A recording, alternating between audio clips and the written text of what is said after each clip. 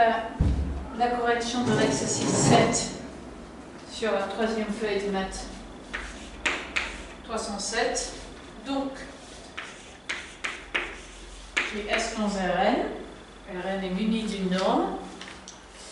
Et je vais montrer que S est ouvert si et seulement si S entre sa frontière et section sa frontière est vide. Ok.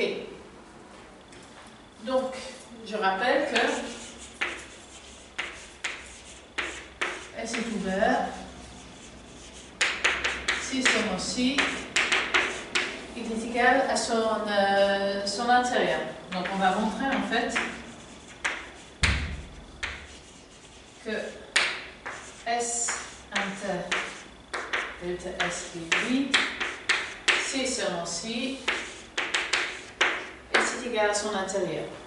Donc maintenant, déjà, je vais montrer dans ce sens-là. Donc, je vais montrer que si S est égal à son intérieur, alors S inter delta S est vide, mais on a que delta S est égal à l'adhérence de S privée de S intérieur. Donc, par définition, j'ai que delta S intersection et 0 est vide. Donc, si S est son propre intérieur, alors la frontière de S inter S est vide. Donc maintenant, on va montrer l'autre sens.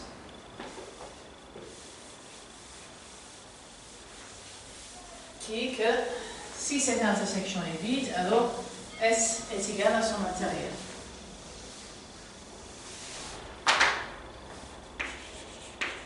Si S intersection sa frontière est vide, alors on a que S égale son intérieur. Et on va plutôt faire le contreposé. Il dit que si S n'est pas son intérieur, alors S inter delta S n'est pas vide. Donc, on suppose que S est différent de son intérieur. C'est-à-dire, puisque S intérieur est inclus dans ce S, il existe une Y dans ce S tel que Y n'est pas inclus dans son intérieur. Mais alors, puisque Y est dans ce S, qui est un sous-ensemble de fermeture, Y est nécessairement de l'adhérence de S, qui n'est pas inclus dans S intérieur, et donc Y est inclus dans la frontière, et donc Y est inclus dans l'intersection de S avec la frontière, et donc l'intersection de S avec la frontière n'est pas vide.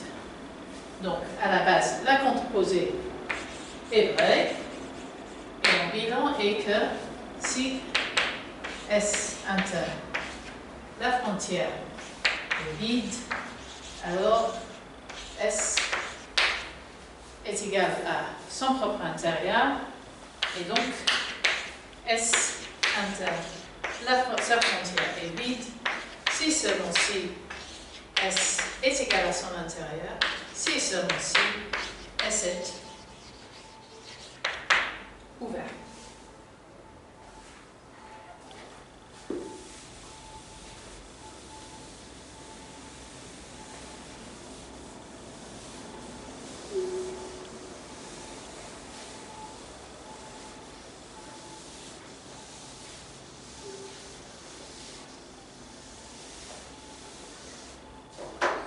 Ensuite, il nous est demandé de montrer que S fermé, si c'est seulement si delta S est inclus dans S. Donc déjà, je note que S bar, S adhérence, c'est l'union de S, c'est la frontière de S, union disjointe, l'adhérence par définition de delta S. Et du coup, puisque S intérieur est inclus dans S, si delta S est inclus dans S, alors S contient l'adhérence de S, ce qui implique que S est égal à l'adhérence de S, puisqu'on sait qu'en général S est continu dans son adhérence. Donc il reste à montrer. Là j'ai dit que si j'avais delta S contenu dans S, alors S est fermé. Reste à montrer que S fermé implique que delta S est égal à S. Or, S fermé implique que S est égal à sa propre adhérence, ce qui implique que delta S, qui est inclus toujours dans l'adhérence, est donc inclus dans S. Donc, ça c'est ce que je voulais. Et le bilan, c'est bien que S fermé,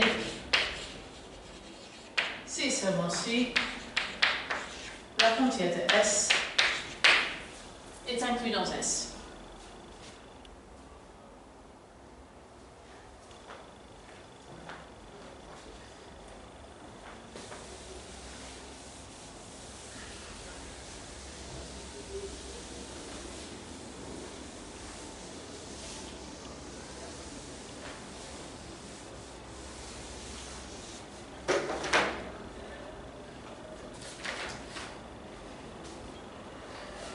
Ok. Et ensuite, on a une caractérisation à montrer pour delta S qui est que c'est X dans Rn tel que pour tout epsilon plus grand que 0, Bn X epsilon inter S est non vide et Bn X epsilon inter le complémentaire de S est non vide. C'est-à-dire que je suis en train de parler de points qui sont en même temps arbitrairement proches de points de S et arbitrairement proches de points qui ne sont pas dans S. Ce qui correspond bien à l'idée intuitive qu'on se fait d'une frontière. Donc, je vais supposer commencer par X et dans delta S. C'est-à-dire que d'abord, X, je vais supposer que X est dans delta S, X, et je vais essayer de montrer qu'il est dans cet ensemble que je vais appeler T. Donc, il suppose que X n'est pas dans l'intérieur de S, donc, à I, il n'existe pas d'epsilon tel que Bn plus grand que 0 tel que Bn X epsilon inter est inclus dans S, I, pour tout epsilon positif, Bn X epsilon n'est pas inclus dans S, ce qui veut dire que son intersection avec le complémentaire de S n'est pas libre. Donc, dire que X n'est pas dans S à l'intérieur, c'est exactement dire que Bn X epsilon n'est pas inclus, rencontre le complémentaire de S pour chaque epsilon. Ok? Donc j'ai aussi X qui est inclus dans S bar. Donc S bar, c'est par définition qu'il existe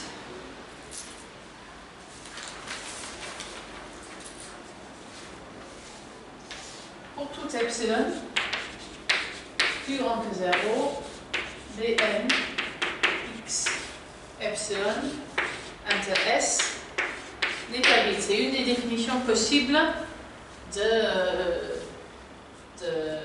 S bar. Donc, dès que X est inclus dans L de S, c'est équivalent à dire que X n'est pas inclus dans S dans l'intérieur et X est inclus dans S bar. C'est exactement dire que d'un côté, pour tout epsilon positif plus grand que 0, la boule autour de X, d'autres epsilon, rencontre